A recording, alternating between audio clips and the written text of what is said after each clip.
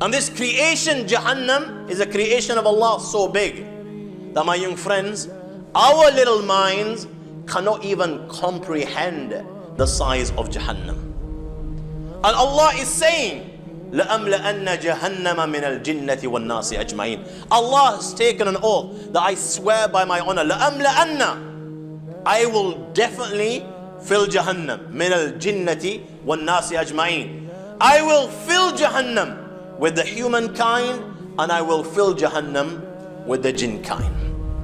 Jahannam is a place, my young friends, in which all types of punishment exist, from snakes to scorpions to zamharir to the fire of hell. And believe me, my young friends, this fire is like no fire within this universe. This fire of Jahannam is like no fire that you will ever see in your entire lives.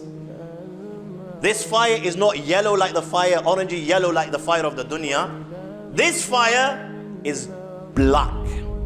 Now, the more you add fuel to fire, the hotter it becomes.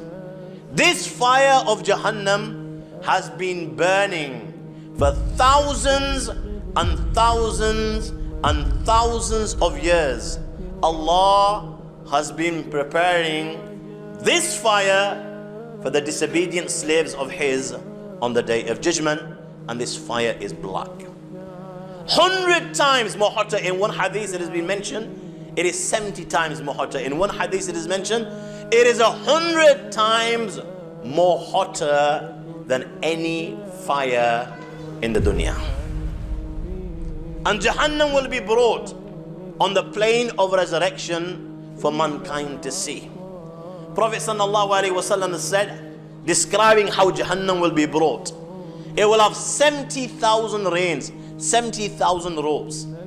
On every rein there will be 70,000 angels pulling, bringing Jahannam, controlling Jahannam, as on that day Jahannam will be angry like never before.